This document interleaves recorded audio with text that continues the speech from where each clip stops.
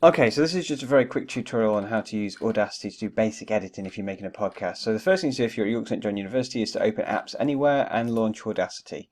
This will take a few seconds. Here it is. This is Audacity. You can access this online. You can download it onto any computer. You can actually record audio using the record button if you've got a microphone or your laptop has a microphone embedded into it. But today I'm going to import some audio. So let me find something relatively unedited that we can have a little look at. So rough edit of Andrew Doyle. So this will just take a few seconds to import the file. Whilst we do that, I'll quickly show you around. This is cut, copy, paste, exactly like in a word processor or any other piece of software. I tend not to use those buttons. I tend to use the right click on my mouse, like I would when I'm using Word. You can also find them on Edit, but the majority of things that you're going to do are going to involve cutting and pasting, I'm afraid. So let's have a listen to some of this and see if we can find something to edit.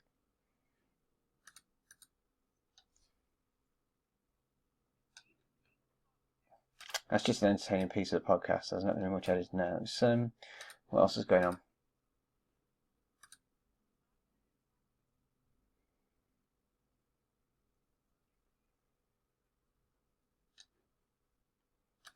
Okay, so let's imagine that we want to erase some of what Joe is saying there.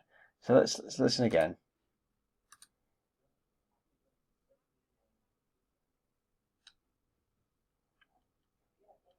So that bit there, we might not need that. We could just jump straight to Joe saying what the issue is without this bit if we wanted to be really merciless. So to do that, you literally highlight it and then you just press delete. You can press the backspace button, you can press the little scissors, you can go to edit and you can press cut. And then let's see what it sounds like. That little line there is just a click from the recorder, I think. So you can get rid of that as well whilst we're here. And just make it a little bit smaller, and then it's like Joe never spoke. That's all gone. So that's how you make cuts. Let's think about what it would if we wanted to put some music at the start. So how does it start at the moment? So we just go straight in. So if you want to add something, you'll need to create space for it first. I tend to do this just by copying some silence from the end of the track. And then you just go and put this at the front of the track. Whoopsie daisy, that happens all the time. Come on, right. So put our silence in, paste, and this is where the music is going to go. So to add the music, I'm going to import an audio file that I've already got ready, which is our theme tune, which is here. Obviously, we don't need it to go on for 5 minutes, so I'll cut that back considerably and have a listen to it, see what it's like. So let's have a listen. Oh, come on. Right.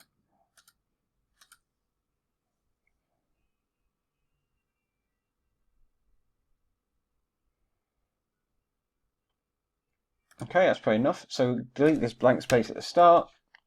Can delete this, all this stuff here, because that's too much space. We won't want the theme tune not to go on that long. And then delete this stuff, the rest of the song we don't need. Delete it to about there. And if you want it to sound really professional, you might, for instance, want it to fade in and fade out. So you do that just by highlighting the section that you want to fade in.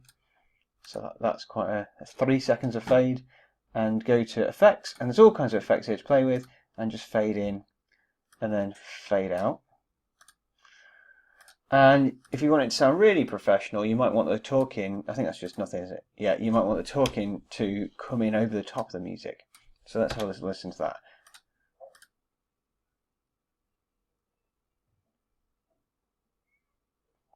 So I think we can even be a little bit bolder and try that.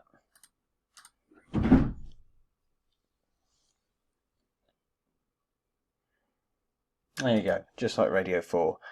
So the next thing I'm just going to show you how to do is to add sound effects. So for example, let's imagine that we wanted, for some reason, to add a bong sound effect.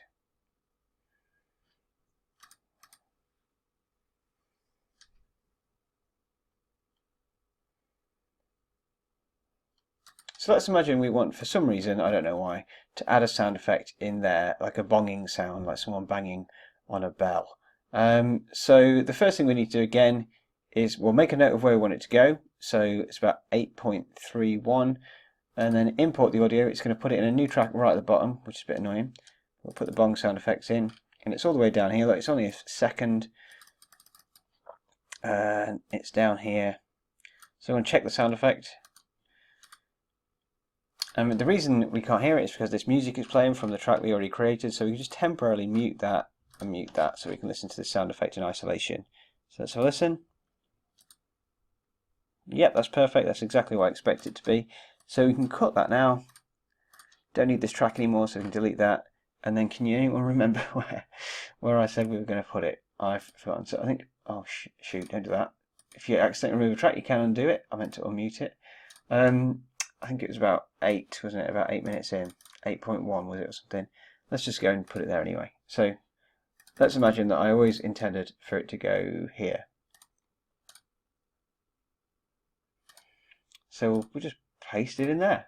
And then we'll have old me talking with a bong in the middle.